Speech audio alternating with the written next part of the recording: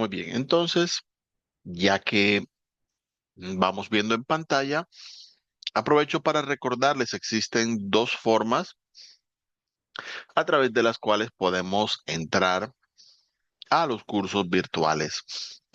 Una de ellas es entrando, así como aparece la dirección acá, en senasofiaplus.edu.co y aquí vamos a tener la opción precisamente para ingresar. Estamos dando aviso a los nuevos cursos, ya que estamos en los primeros cursos de este año, tanto en la parte presencial como virtual. Aquí le pueden dar a la opción ingresar y allí van a colocar su número de documento y contraseña que tengan configurada para entrar a Cena Sofía Plus y luego seleccionar la opción de entrar a la plataforma virtual. También aprovecho para aquellos que de pronto no conozcan todavía la plataforma del todo, tenemos la opción de lo que son los cursos cortos virtuales, además de los cursos presenciales que todos conocemos en las distintas sedes del SENA. Tenemos cursos virtuales similares a este de inglés, los cuales están encaminados en distintas áreas de conocimiento. Entonces, pues a tener en cuenta en ese caso cuando lo quieran de pronto observar para que puedan mirar allí precisamente qué opciones se presentan para ustedes. La otra forma de ingresar es directamente escribiendo en su navegador web la dirección sayuna.sena.edu.co y a través de esa opción van a tener allí la posibilidad de directamente iniciar la sesión con su usuario y contraseña. Entonces, ténganlo muy presente en esa parte. Cuando ingresen van a tener la oportunidad de mirar sus cursos.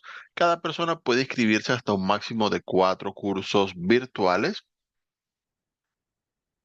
y realizarlos, obviamente dependiendo de su disponibilidad. Recuerden, y aprovecho, esto es muy, bueno, todavía hoy no lo han preguntado, pero sé que a veces hay algunos que tienen la duda.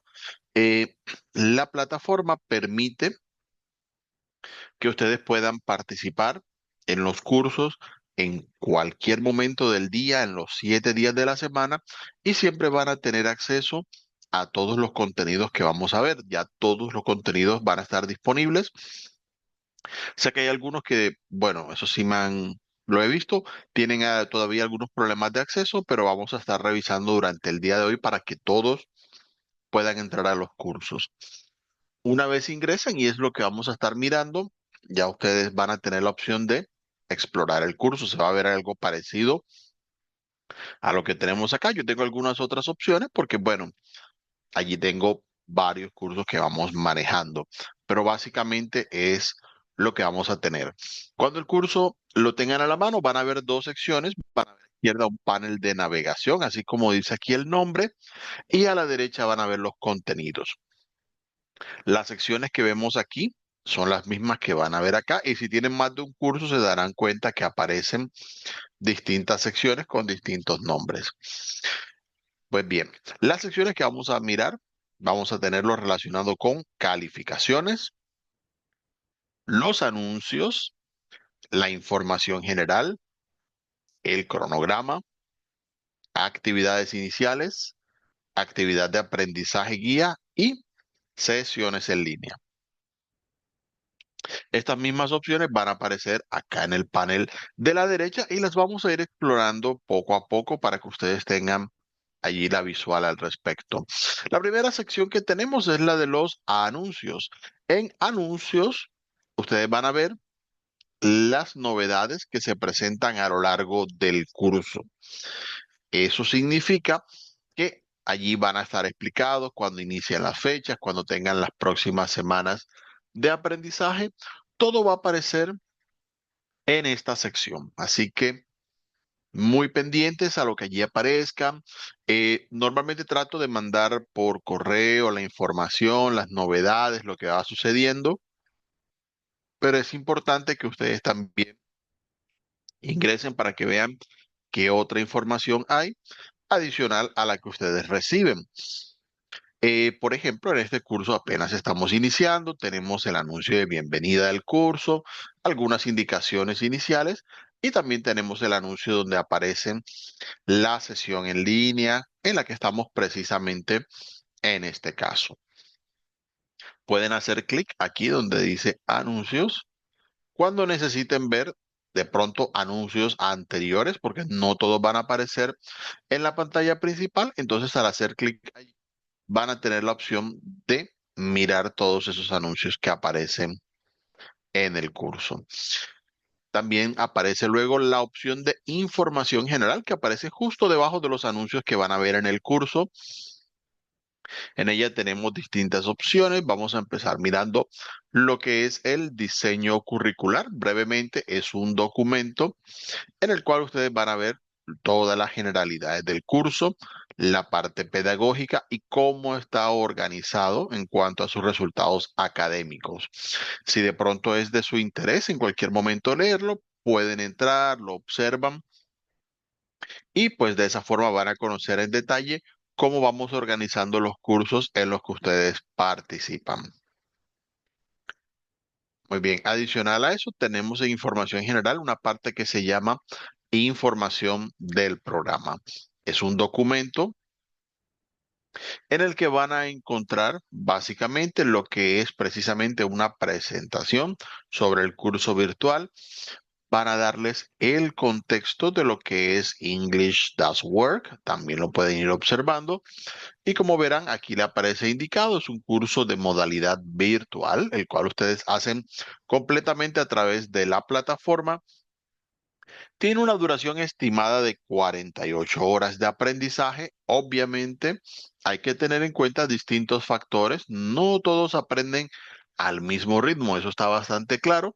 Es simplemente una estimación para que cada uno de ustedes tenga el tiempo suficiente para estudiar cada una de las actividades de aprendizaje que ahorita las vamos a mirar, que también tengan la opción de participar en las diferentes evidencias, también las vamos a ver obviamente en la sesión, para algún momentico, y recibir obviamente los resultados de su aprendizaje. Entonces, para tener en cuenta esa parte, aparece una breve justificación del programa y la estrategia metodológica, ya que los cursos están basados en lo que es las TIC. Estamos utilizando nuevas tecnologías para que ustedes tengan acceso al aprendizaje y también realizando un aprendizaje autónomo en el cual ustedes son el centro de su propio conocimiento. Así que muy pendientes allí a esa información.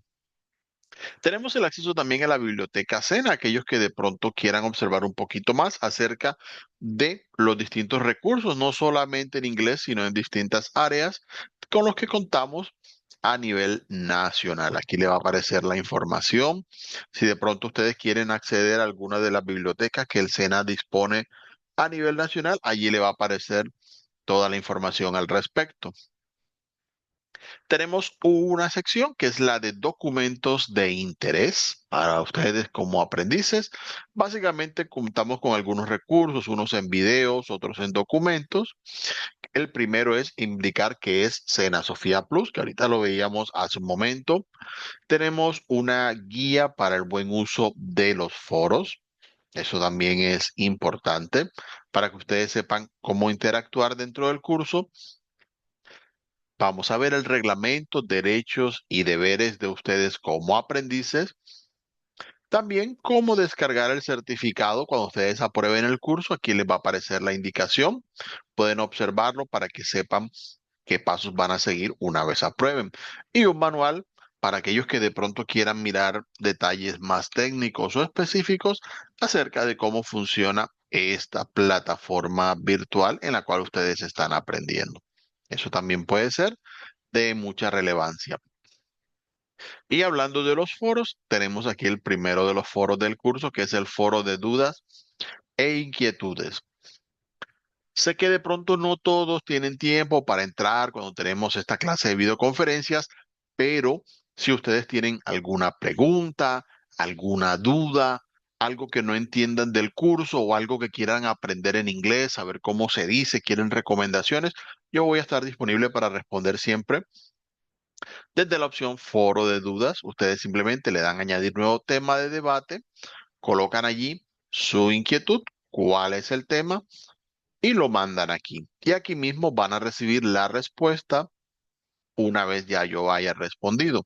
O si de pronto ustedes ven el mensaje de algún compañero y saben cómo pueden guiarlo, también pueden responder y de esa manera van ayudando al aprendizaje de todos en el curso. Eso en cuanto a lo que es la sección de información general. Vamos a ver, ahora aquí abajito aparece el cronograma. El cronograma básicamente les va a decir cuáles son las fechas del curso. Aquí van a poder ver para cada uno cuáles son las fechas para las actividades de aprendizaje, cuáles son las actividades calificables para este curso. Van a tener aquí cuando tienen las diferentes videoconferencias, todo aparece indicado en esta parte. Para este curso en particular, vamos a tener las actividades disponibles hasta el día 11 de marzo. Tengan en cuenta esa fecha, todos los recursos van a estar disponibles hasta esa fecha. Y de esa forma se va organizando el resto de actividades del curso. Aquí lo vamos a ver, aparece indicado en la parte inferior y también aparece explicado lo que son los criterios de evaluación. En los cursos SENA, las notas se dan con A si usted es aprobado o D si no es aprobado. En este caso vamos a tener una serie de criterios para cada uno de los envíos que ustedes hagan, lo que ustedes manden, se va a evaluar de esa manera y si cumple con los requisitos mínimos, inmediatamente se aprueba al estudiante. No hay que preocuparse por más nada al respecto, ni por notas, promedios y demás. Muy bien, ya con esto visto, vamos a observar lo que son las actividades iniciales. Aquí vamos a tener tres elementos. El primero, que les va a indicar cómo actualizar los datos personales. Esto es importante porque recuerden que si ustedes aprueban, van a recibir un certificado de parte del SENA. Aquí van a tener una guía en la cual ustedes pueden validar en Sena Sofía Plus si tienen correcto su nombre, tipo, número de documento. Validen toda la información y asegúrense de que queda correctamente actualizado para que no vayan a tener inconvenientes con su proceso de certificación. Luego aparece acá el foro social, similar a lo que vimos con el foro de dudas. En el foro social ustedes pueden presentarse, pueden conocer a sus compañeros, hablar de sus expectativas del curso, interactuar con los demás. Es el espacio preciso para que todos puedan conocerse en el curso. Ya cuando ustedes ingresen, les invito a que participen, compartan su presentación, de dónde son, qué hacen, qué cosas les gustaría compartir con sus compañeros de curso. Y la otra parte que tenemos aquí es el sondeo inicial. El sondeo inicial es simplemente una evaluación diagnóstica, no va a afectar sus calificaciones por si acaso. Es simplemente para tener un perfil en el que podamos conocer precisamente cómo son los estudiantes de los cursos virtuales que vamos teniendo en el SENA. Bueno, ya habiendo visto eso, vamos a pasar a la sección de actividad de aprendizaje. Así como el nombre lo indica, es donde ustedes van a estar aprendiendo en el curso. Esta parte es bastante importante y se compone de tres tipos de elementos que deben tener muy en cuenta. El primero de ellos es la guía de aprendizaje. La guía va a ser un documento que les va a dar todas las instrucciones, cómo está organizado el curso, precisamente en las distintas semanas de aprendizaje, qué deben enviar ustedes, cuáles son los materiales que van a estudiar y qué van a realizar en cada una de las evidencias de aprendizaje. ¿Ok? Entonces, quiero que tengan dudas sobre el curso. Si de pronto no alcanzan a preguntar algo, primero miren la guía para asegurarse de que tienen claro todo lo que vamos a estar realizando. Después de la guía de aprendizaje vienen tres componentes formativos, que es donde ustedes van a aprender. El primero de ellos que lo vamos a estar viendo hoy se llama Hello, it's nice to meet you. El segundo es Let's introduce ourselves. Y el tercero es This is what I do every day. Ahorita en un ratico, ahora que termine esta explicación, vamos a estar viendo los temas que tenemos aquí. Pero básicamente ustedes van a encontrar una introducción, una serie de temas y actividades con las cuales pueden ir practicando los conocimientos. Después que ustedes ya realicen los componentes formativos, por ejemplo, una vez estudiado el primero, podemos pasar a ver las evidencias que son la parte calificable. Entonces, en este caso, para el curso vamos a tener durante este tiempo, de aquí hasta el 11 de marzo, cuatro evidencias que son las que van a definir sus calificaciones, ¿ok? La primera es un test, que ahorita lo vamos a ver también en detalle. Vamos a tener un foro que se llama Let's Meet. El tercero es una presentación sobre sus rutinas diarias. No se preocupen, ya irán viendo durante el curso lo necesario para participar y vamos a terminar con una video presentación. Ya una vez realizadas estas evidencias, ellas son las que definen precisamente que ustedes aprueban o no el curso. Y la última sección que tenemos en el curso es la de sesiones en línea, así como estamos hoy reunidos. Aquí vamos a tener los enlaces para mirar las distintas sesiones. Aquí tenemos el de la primera sesión en línea y esto muy importante, si necesitan mirar nuevamente lo explicado o si alguno no puede ingresar, aquí van a tener abajito las grabaciones. Todavía no tenemos ninguna, claro está. Apenas estamos haciendo la primera sesión, pero ya allí voy a estar colocando la grabación de la sesión para que ustedes puedan observar lo que se explicó. Si de pronto algún compañero de curso no pudo estar, les puede recomendar, mira, ve a la sección de sesiones en línea. Allí vas a tener la grabación de la sesión, la puedes volver a mirar en cualquier momento, así no hayas podido asistir. Entonces eso les va a ayudar muchísimo para que ustedes puedan participar en el curso virtual. Eso ténganlo muy presente en esa parte.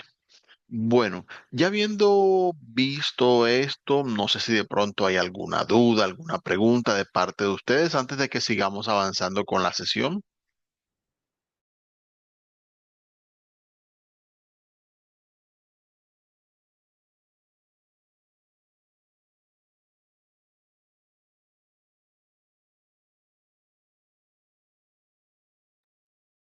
Bueno, parece que de momento no hay más inquietudes. Si de pronto se presenta alguna duda, también la pueden ir colocando en el chat.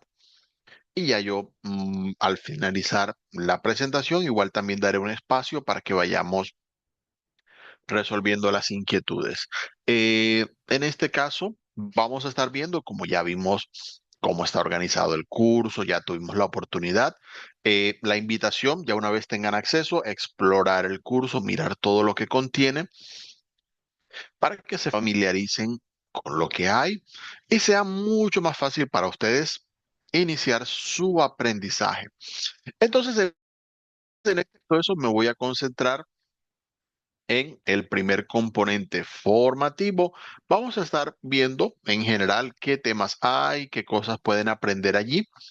Y vamos a estar viendo la primera de las evidencias que son calificables para el curso. Entonces, pasamos aquí a la sección Hello, it's nice to meet you. Aquí vamos a tener el primer componente formativo. Cuando vayan a ver los componentes formativos, es bueno recordar lo que ustedes realicen aquí no va a afectar las calificaciones finales del curso. Pueden participar de las actividades que vean en estas secciones sin preocuparse de que de pronto vayan a sacar una mala nota o algo, no pasa nada.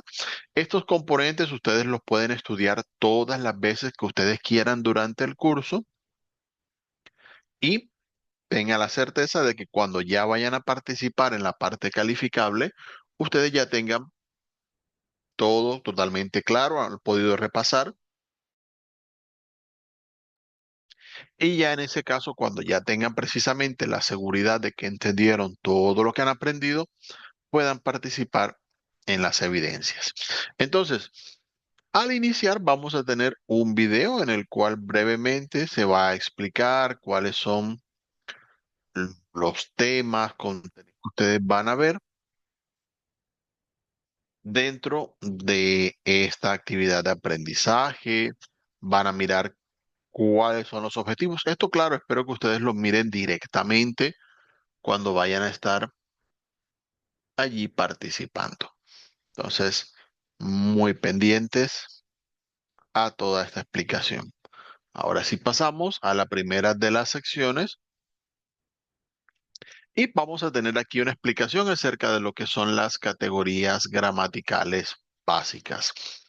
Eh, Como estamos iniciando apenas en esos cursos de inglés, vamos a tener algunas comparaciones. Una de las cosas que me gusta hacer es tener en cuenta que a veces hay cosas que es importante saber si se pueden comparar en español para luego mirarlas en inglés. A veces tenemos ciertas dificultades con el inglés, pero pueden ser más cosas del español, pueden ser cosas que de pronto sabemos, pero que no somos conscientes. Si hay algo que tienen los idiomas es que nosotros sabemos utilizar muchísimas cosas que en realidad no siempre tenemos claras de cómo se realizan o de dónde vienen. Un ejemplo que me gusta dar siempre es, por ejemplo, en español puedo decir yo voy con él, pero no puedo decir él va con yo. Tengo que decir él va conmigo. Y nosotros conocemos eso y a pesar de que lo sabemos en detalle, en realidad es muy difícil para alguien que hable el idioma español poderle explicar a alguien que no conoce el idioma de dónde sale el migo, por qué conmigo, en qué consiste. En realidad es muy difícil de saber porque no es algo que se nos explique. Entonces, cuando vamos a aprender un idioma, nos vamos a encontrar con cosas que de pronto nos van a hacer reflexionar por qué mi idioma es así o qué tiene de igual o de diferente con el otro idioma que voy a mirar. Entonces, a veces los idiomas simplemente son de una forma tal que los que hablan el idioma no lo saben, pero se han acostumbrado a ciertas cosas. Cada idioma tiene sus peculiaridades, sus detalles muy específicos y es de esas diferencias en las que vamos a estar como concentrándonos en algunos puntos dentro de este curso. Poder presentar el idioma, pero que ustedes también tengan la claridad de saber qué hay de diferente en ese caso. Entonces, para esta parte vamos a tener aquí primeramente lo que son los artículos y los sustantivos. Solo para tener claro el concepto, cuando hablamos de artículos nos referimos a palabras que sirven para determinar de qué o de quién hablamos. Por lo tanto, en español los artículos pueden ser definidos o indefinidos. Por ejemplo, no es lo mismo decir dame la silla que decir dame una silla. Si yo digo la silla, estoy esperando que la otra persona sepa específicamente de cuál silla estoy hablando. Pero si digo dame una silla, puede ser cualquier silla. Los artículos también pueden ser masculinos o femeninos, según como venga el caso. En español, todas las cosas son o masculinas o femeninas, ¿sí? No es lo mismo la mesa que el mesón, por ejemplo. Entonces tiene allí unas diferencias. Y los artículos también pueden ser singulares o plurales, dependiendo de si hablo de una sola cosa o de varias. ¿Ok? Eso en la parte de los artículos. En cuanto a los sustantivos, vamos a tener cualquier palabra que se refiera a objetos, personas, animales, lugares. Todas estas palabras se llaman sustantivos. Muy bien. Ya teniendo claro ese concepto, podemos ir avanzando con lo que son los artículos en inglés. Porque a veces uno explica, no, artículos definidos e indefinidos. Bueno, pero si la persona todavía no sabe o no tiene claro qué es un artículo o no se acuerda porque los usa, pero no se los han explicado, es bueno que tengamos esa explicación en este punto. Pues bien, entonces en esta parte vamos a tener los artículos definidos e indefinidos en inglés. Lo que se refiere a los artículos definidos, vamos a contar con esta explicación. En inglés hay un solo artículo definido que es el artículo the. Y algunos dirán, oye, pero si acabamos de ver que en español hay varios. Precisamente, la idea es comparar lo que hay en español con lo de inglés y que ustedes tengan la idea bastante clara. En inglés, el artículo definido de puede traducir el, puede traducir la, puede traducir los, puede traducir las. Se utiliza uno solo para todos los casos, ya que el artículo definido de no varía en número entre singular y plural. Si yo digo el limón, digo the lemon. Si digo los limones, the lemons. Si ya la palabra tiene una S al final indicando el plural, por lo menos en la lógica del inglés se considera que no es necesario cambiar el artículo. Y también de no varía en género de masculino a femenino. Si decimos the cat, puede ser la gata o puede ser el gato. Cualquiera de las opciones. O si decimos the cats, como ya vimos que no varía el número, puede ser o las gatas o los gatos, por ejemplo. Simplemente por el contexto de la palabra que me indique si es plural o en la situación en la que estoy hablando, se entenderá si hablo en masculino, femenino, singular o plural. Algo que deben tener en cuenta en inglés, y ahí me voy adelantando para que lo tengan claro, es que aparte de las personas, normalmente los animales, objetos, lugares, no se consideran ni masculinos ni femeninos. Así que muy atentos a esa parte. Aquí van a tener un ejemplo. I need the biology book. Necesito el libro de biología. And the summary sheets y las hojas de resumen. Es un libro en específico que necesito y unas hojas en específico que necesito. Por si acaso, ya viendo precisamente lo que sale aquí, si en algún momento necesitan practicar la escucha, saber la pronunciación de las palabras que van viendo, pueden hacer clic en los parlanticos cuando les vayan saliendo y allí van a escuchar el sonido de las palabras que van a ver. Entonces, tengan eso presente, por favor. Para la parte de los artículos indefinidos, hay dos artículos indefinidos en inglés que son a y an. Para utilizarlos, por si acaso, no se diferencian ni por masculino, ni femenino, ni singular, ni plural. Ya vimos que eso en inglés no hace mayor diferencia. La diferencia que vamos a tener entre ambos es que usaremos el artículo a si el sustantivo que va después comienza por una consonante y usaremos and si luego del sustantivo sigue un sonido de vocal. Entonces tenemos a potato, una papa, a hotel, un hotel, porque sigue un sonido ho, hotel. O a university, sí, yo sé que la U es una vocal, pero suena casi como si fuera una Y, una Y. A university, una universidad. Pero si sigue un sonido de vocal, an onion, una cebolla, an hour, una hora, an umbrella, un paraguas. Eso también lo hacemos en español. Si decimos, por ejemplo, azúcar, azúcar morena, es una palabra femenina, pero decimos el azúcar. ¿Por qué? Porque a oídos de nosotros en español, la azúcar suena raro. Esa una A y otra A, suena raro. Lo mismo el agua, agua es femenino, pero no decimos la agua, aunque sí decimos las aguas, por ejemplo. Pero la agua suena raro, entonces decimos el agua. Todos los idiomas hacen esos cambios para lo que se oiga más bonito a oído de los que hablan el idioma. Este es un caso de eso. Entonces, si sigue un sonido de vocal, decimos am en esa parte. Para que tengan en cuenta, y aquí vamos a tener algunos ejemplos. I need a book, si necesito un libro, cualquier libro. I need an eraser, necesito un borrador. Ninguno en específico, cualquiera que haya estará bien.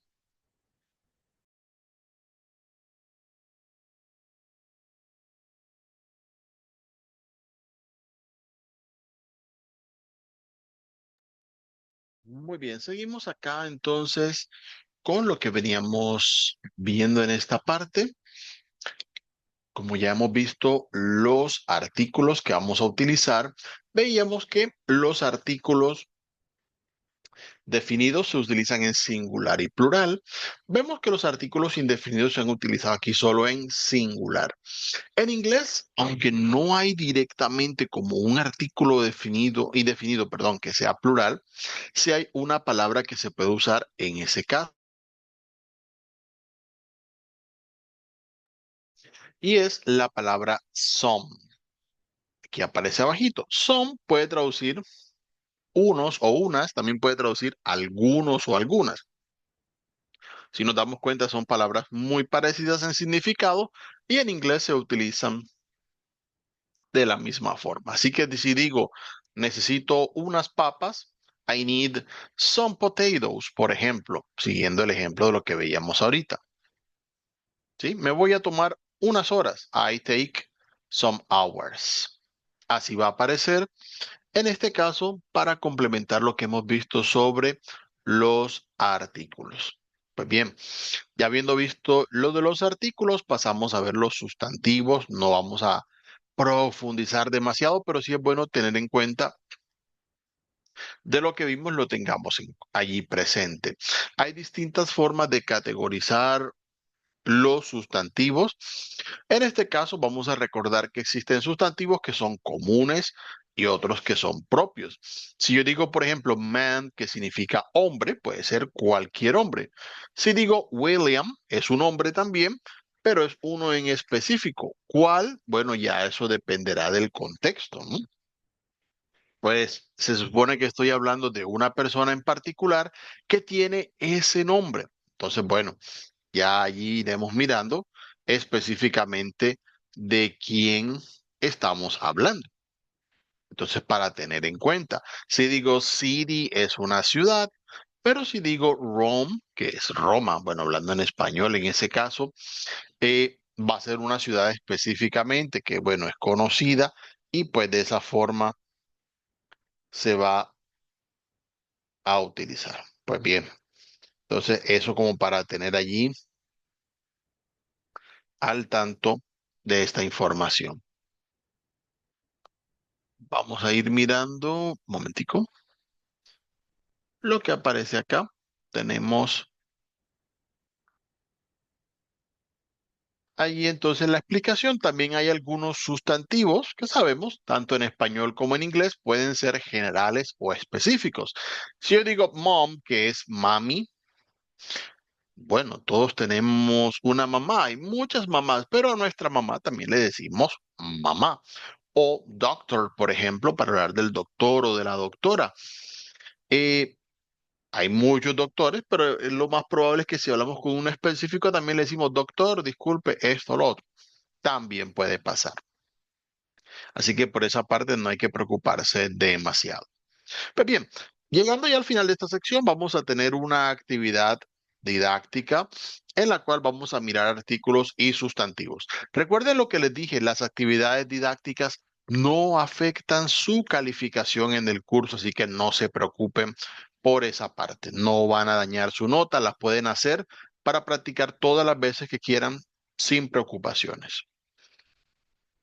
Para el caso de esta actividad en particular, vamos a tener unas preguntas en las cuales ustedes van a tener la posibilidad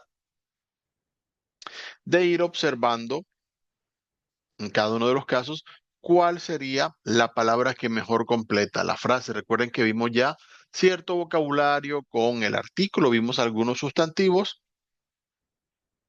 y vamos a irlos practicando en esta parte. Entonces ustedes van a seleccionar de las opciones que aparecen allí, cuál ustedes consideren que es la mejor opción. Y cuando ya lo tengan claro, le dan clic abajo en enviar. Y de esa manera, ustedes van a poder ir viendo cuando ya tengan la respuesta correcta en cada uno de los casos. ¿Ok? De esa forma vamos a tener más práctica en el vocabulario que venimos viendo hasta este punto del curso. Ya una vez ustedes hayan practicado esta sección, podemos pasar a la siguiente parte. Esta es sobre la persona gramatical y el verbo to be. Yo sé que a algunos les asusta cuando hablan del verbo to be, no se preocupen, no es tan complicado en realidad cuando lo vemos en detalle, así que no tienen por qué preocuparse. Básicamente vamos a estar viendo en este caso en qué consiste, cómo son los verbos, qué diferencias o qué similitudes hay con lo que tenemos en español. De esa forma van a ver que es mucho más fácil utilizar los verbos. Lo primero que vamos a encontrar es recordar que es un pronombre de sujeto. Lo digo recordar porque nosotros los usamos en español. Un pronombre es básicamente cuando no digo precisamente el nombre de alguien, no uso un sustantivo tampoco, sino que utilizo una palabra para referirme a alguien o a algo en particular. Entonces, si lo tenemos de esa manera, vamos a encontrar que el primer pronombre que vemos es I, que significa yo. Es una sola letrica. Y ese es el primero que vamos a ver. Podemos encontrar you. You significa tú o usted. En inglés no hay diferencia entre lo formal e informal en ese contexto. Así que no se preocupen. Vamos a tener también, ya vimos aquí la primera persona que soy yo, quien habla. La segunda persona es usted que me escucha. Y vamos a ver la tercera persona. ¿Qué es la tercera persona? Y sé que algunos lo han escuchado si han visto inglés. No, es que los verbos en tercera persona. Bueno, precisamente, si yo hablo, soy la primera persona, si usted escucha, es la segunda persona. Todo aquel que no está en la conversación es una tercera persona. Si yo hablo de él, de ella, de Fabio, de Marta, del perro, a quien mencione específicamente de forma individual que no esté en la conversación, es una tercera persona. ¿Ok? Eso también lo hacemos en español, por supuesto, pero es bueno que lo tengan claro, que sean conscientes de ellos para que no vayan a tener problemas. Entonces, tenemos tres pronombres de tercera persona. Y aquí va explicado lo que les decía hace un momentico en la sesión. Tenemos he, que significa él para hombre, she, que significa ella para mujer o masculino y femenino, como lo quieran ver. Y también vamos a encontrar it. It se suele traducir como eso, pero depende, porque en español todas las cosas son o masculinas o femeninas. Entonces, si digo el perro, en ese caso, it traduciría él. Ahí es un poquito diferente en esa parte. Entonces, muy atentos a eso. Puede traducir él, puede traducir ella, dependiendo de qué o de quién esté hablando. Pero normalmente se va a utilizar para animales. Ahí es donde nosotros a veces en español hacemos como más diferencia, en inglés a veces, en algunas pocas ocasiones. ¿Sí? Porque cuando dicen el perro, algunos podrían decir he, algunos, como muestra de cariño más que nada, pero lo normal es utilizar it cuando hablamos de animales, así como cuando hablamos de objetos. Entonces, por eso hay tres pronombres aquí. Como les decía, todo lo que no es personas, todo lo que son animales, objetos, lugares, normalmente en inglés no son ni masculinos ni femeninos. No es una cuestión de identificación de género ni nada, sino que simplemente el idioma es así desde siempre prácticamente. Entonces, como para que tengan presente esa parte. Bien, en plural vamos a tener los pronombres we, que significa nosotros o nosotras, dependiendo el caso. En segunda persona, you, que sería ustedes. Y sí, ya lo vimos ahorita aquí arribita el you. Hay que tener clara esa parte. Ya por contexto se entenderá si hablo de varias personas, significará ustedes o vosotros, vosotras, si hablan español de España. Y they, que traduce ellos o ellas. En ese caso ya es sí en plural. Algunas generalidades que tenemos en presentes en esta parte. La primera es que cuando hablan del yo, del I, ese pronombre debe ir siempre en mayúscula, no importa en qué posición de la frase está. Y esta es una de las cosas que yo tengo pendiente para saber si han estado atentos a lo que se explica en los componentes formativos. Cuando coloquen la palabra I, que significa yo, debe ir en mayúscula, no importa en qué parte de la frase está. Esa palabra siempre va en mayúscula. Entonces, si digo, oh, my friend and I are teachers, mi amigo y yo somos profesores. Ese yo, ese I va en mayúscula, así está en la mitad de la frase. Ojo con eso. Pues bien, algunos detallitos que podemos ver, como decía ahorita, el use traduce tú, usted o ustedes, eso sí, a tener en cuenta. Aquí les van a colocar unos ejemplos. Como verán, más que nada por el contexto es que podemos diferenciar unos de otros. Tenemos el it, que como decía, traduce él o la, dependiendo cómo sea el caso, él o ella, según venga la ocasión. Entonces, también aparece aquí explicado en esta parte con algunos ejemplos que espero que ustedes observen. Y pendiente que el it es la tercera persona de singular que se usa con un solo animal, un solo objeto, un solo lugar, que sea solamente uno. Si ustedes van a hablar de más de una persona o más de un objeto, entonces usarán they, que es en plural para todo tipo de personas, objetos, animales, etcétera. ¿Ok? Y muy pendientes, y esto también es importantísimo, en inglés las frases, las clauses, como se dice en inglés, siempre tienen un sujeto, no como en español.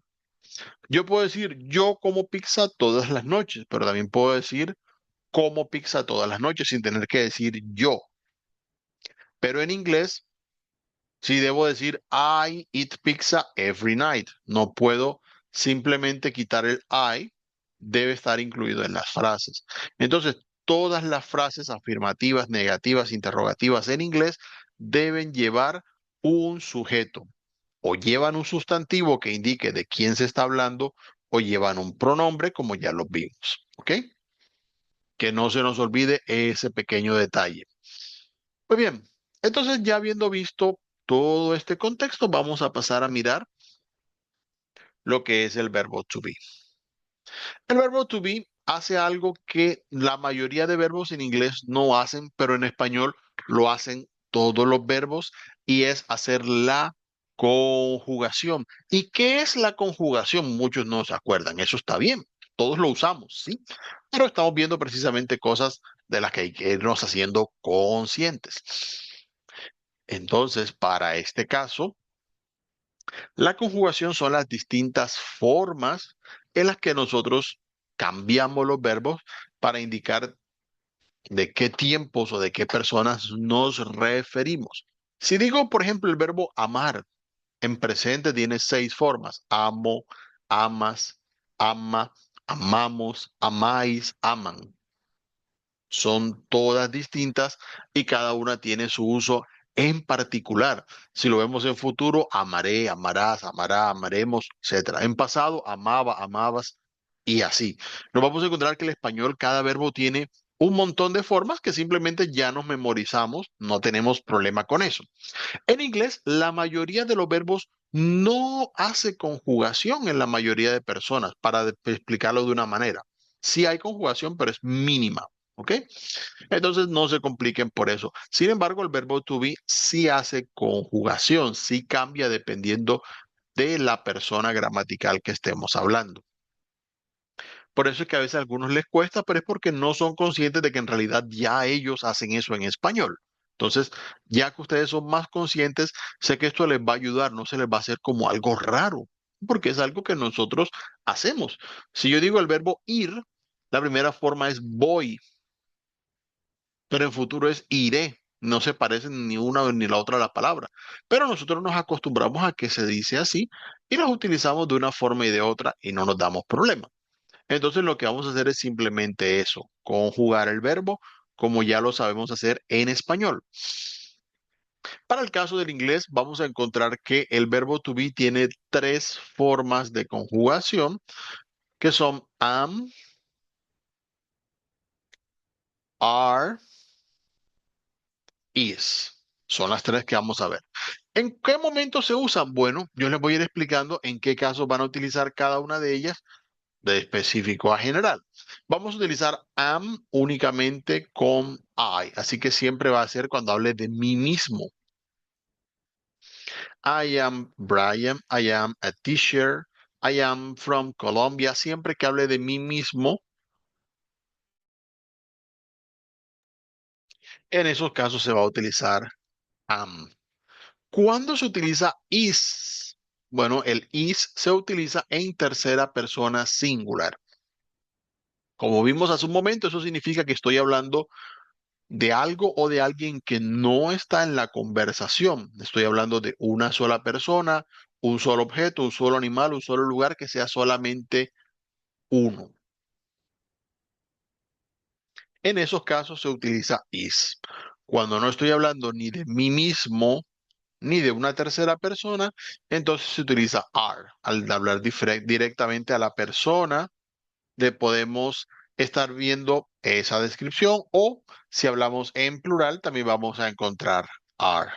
Eso, obviamente, a medida que lo practiquen, va a ser mucho más fácil recordarlo, así que ténganlo presente para esa parte. Esas son las tres formas en las que se va a organizar el verbo to be en presente. Vale decir que, como ya han explicado en algún momento, el verbo to be traduce ser o estar. Son dos verbos similares de pronto, pero también tienen sus diferencias, depende del contexto. Si yo digo I am in the classroom, estoy en el salón de clase, me refiero a un lugar, ¿cierto? O I am happy, estoy happy, es un estado de ánimo. Uno no dice yo soy feliz, sino yo estoy feliz. O bueno, a veces se puede decir yo soy feliz, si es toda la vida. Precisamente, los verbos ser y estar muchas veces se entremezclan en español en ciertos contextos, entonces es común que en algunos idiomas no haya diferencia entre uno y otro. Entonces simplemente miremos al traducir, si lo quieren ver de esa forma, cuál sería como la forma que nos suena más lógica en español para mirar si es ser o estar. Bien, un punto que sí quiero que practiquen ustedes cuando ya lo tengan, estén dentro de estos materiales, revisando todo, en la parte de lo que es las contracciones. Básicamente, así como en este caso ustedes están viendo que hay ciertas formas del verbo to be, también hay unas formas que se reducen un poquito. Nosotros en español hacemos contracciones. Lo que pasa es que en español no son algo formal, todo lo contrario. Por ejemplo, nosotros no decimos para qué, o sí podemos decir para qué, claro que sí, pero es más común que algunas personas digan para qué. Cortamos la palabra, significa lo mismo, solo que es un poquito más corto. Eso es una contracción. Lo mismo hace el inglés. En vez de decir I am, simplemente dicen I'm. En vez de decir he is, his. O en vez de decir they are, their. Escúchenlos muy bien cuando estén viendo el video. Es cortico, si se dan cuenta, no dura ni 3 minuticos y explica eso. Estas formas del verbo to be, junto a otras opciones que veremos más adelante, tiene la opción de contracción, de utilizarse un poquito más breves. Así que muy atentos a eso cuando lo vayan a usar.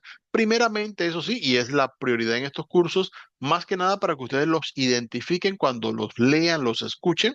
Y sí, cuando ustedes hablen en inglés o escriban en inglés, traten de irlos utilizando en la medida que se vayan sintiendo en confianza con usarlos. Entonces tampoco es algo como que va a presionarles. Si no lo usan, todavía no va a haber problema porque precisamente hay dos formas de decir las cosas en inglés, con o sin contracción, entonces no es problema si no se usa, pero sí es algo que sería bueno que ustedes vayan practicando. Pues bien, entonces ahora que ya vimos esa parte, vamos a mirar un poquito sobre lo que son las estructuras con el verbo to be. Pues bien, en este caso tenemos la forma afirmativa, va a seguir el mismo orden de lo que ya vimos en español. Tenemos sujeto, verbo y complemento. El verbo to be es un poquito diferente al resto porque en realidad los demás verbos en inglés siguen siempre esa norma de sujeto, verbo y complemento. Es un orden de ideas bastante fijo, además de que todas las frases en inglés deben tener sujeto y verbo. Eh, Ya una vez veamos las frases negativas, simplemente al verbo le vamos a agregar el not. Así que si yo decía en afirmativo, Gloria is an engineer, Gloria es ingeniera. En negativo voy a decir Gloria is not an engineer, o sea que Gloria no es ingeniera. En preguntas, y esto solo lo hace el verbo to be, dice, ¿Is Gloria an engineer? ¿Será que Gloria es ingeniera? A saber, queda la duda allí en esa parte. Entonces, para practicar todas estas cosas que venimos viendo, también hay una actividad didáctica que se llama Who is this person? Vamos a abrirla aquí un momentico para que ustedes la vean. En este caso, para esta parte, ustedes van a escuchar algunas frases para practicar y las van a completar. Escuchen, hacen clic en el parlantico. Cuando ya tengan la palabra que falta, la van a escribir allí y al final verifican las respuestas. Es simplemente una cuestión de ir revisando el vocabulario que ya aprendimos y vamos practicando la escucha en este caso. En la siguiente sección vamos a ver lo que son greetings and farewells, lo que son saludos, despedidas. Muchos saludos, aunque ahorita decíamos que en inglés no hay mucha diferencia entre formal e informal, hay cositas que pueden ser más formales y otras que pueden ser más informales. Entonces, para tener presente en esa parte. Bueno, vamos a mirar acá entonces, pues formas formales podemos utilizar hello o good morning para el buenos días, good afternoon para buenas tardes, good evening para buenas noches. Por ejemplo, vamos a buscar de las más comunes. How are you doing? ¿Cómo te está yendo? Nice to meet you, gusto en conocerlo. Es también muy común. How are you? Obviamente, ¿cómo estás? Good to see you. Oye, qué bueno verte. Como verán, en todas ellas hay siempre el parlantico para la pronunciación, que no se olvide esa parte allí para practicar. En la parte de los informales, hi, que también significa hola. Hello es como más estándar, no necesariamente formal, pero es más común. Ya cuando están en un poquito más relajado, hi es la opción. WhatsApp, ¿qué pasa? De ahí viene el nombre de la aplicación, por cierto, WhatsApp.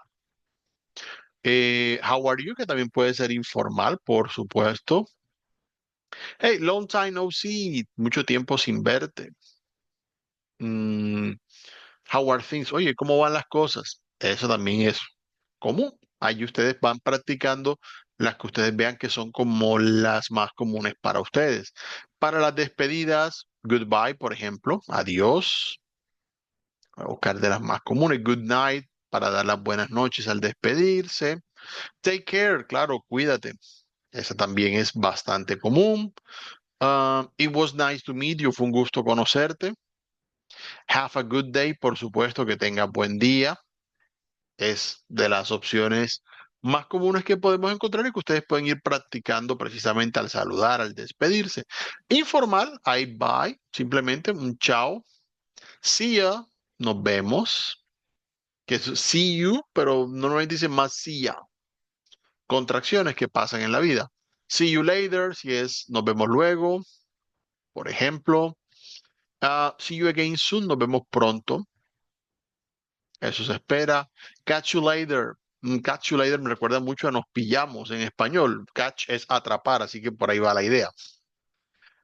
Solo por poner una comparación, I've gotta go, por ejemplo, y me tengo que ir. Hay distintas formas que podemos ver en esos casos. Entonces, a tener en cuenta.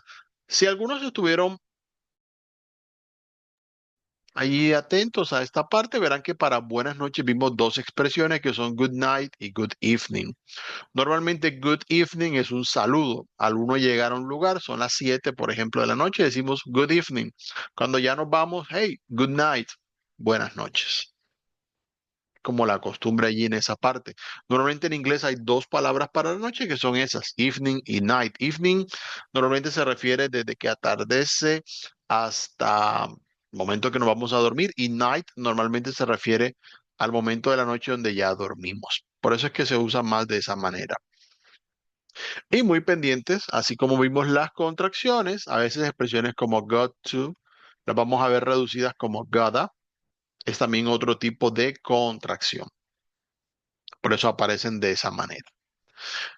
Para esta sección vamos a tener también una actividad didáctica. En esta simplemente vamos a tomar las palabras que vemos acá, las vamos a arrastrar con el mouse, sostenemos y las llevamos hacia donde consideremos que deben ir para completar esa conversación que es sobre greeting the doctor, saludando al doctor.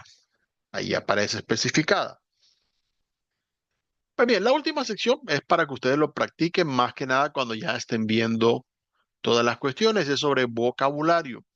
Vamos a tener aquí el abecedario, por ejemplo, en esta parte, the alphabet, aquí aparece explicado, les van a dar alguna guía de pronunciación.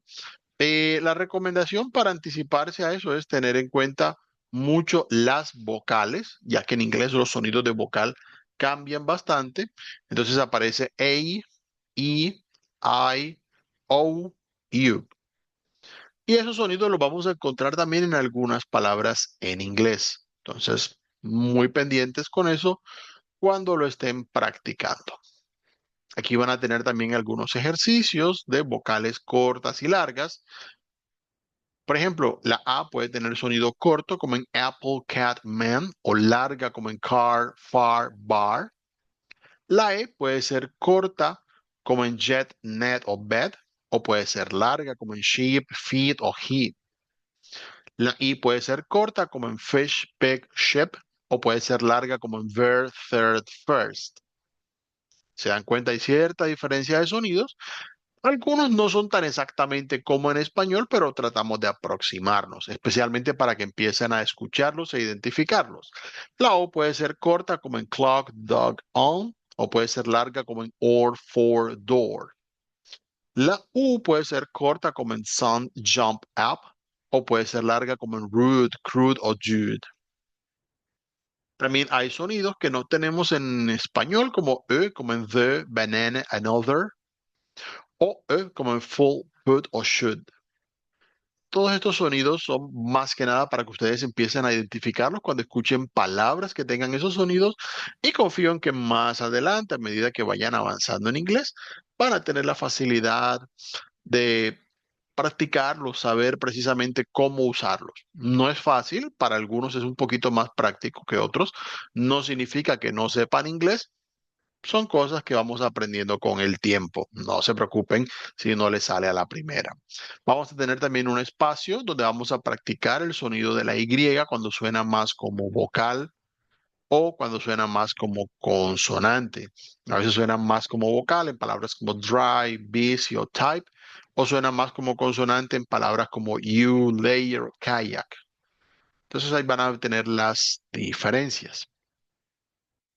Vamos a tener también una sección sobre los colores que van a aparecer especificados: yellow, orange, red, pink, purple, blue, green, white.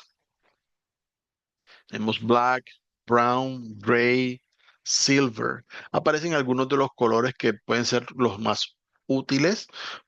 Hay muchos más nombres de colores, sí, pero esos son como los más comunes, diríamos, allí en esa parte.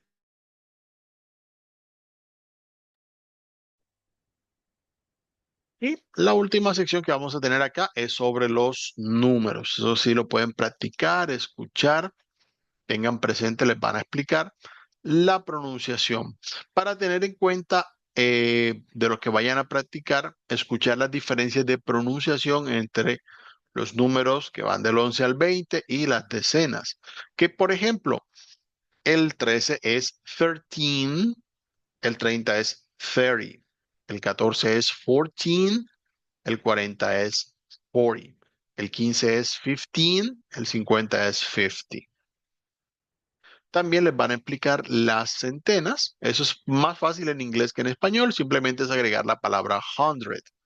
Lo digo porque en español podemos decir 200, 300, 400, pero no podemos decir 500. Entonces ahí va la diferencia.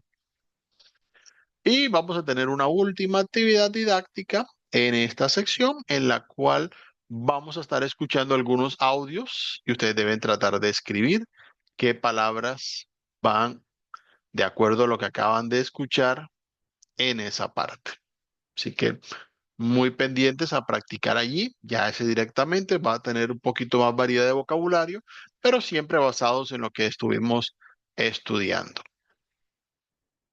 Entonces ya para este caso, como pudimos ver precisamente todo lo que es la parte del componente formativo, algunas personas esperan a estudiar todos los componentes para hacer la parte calificable. Eso es respetable.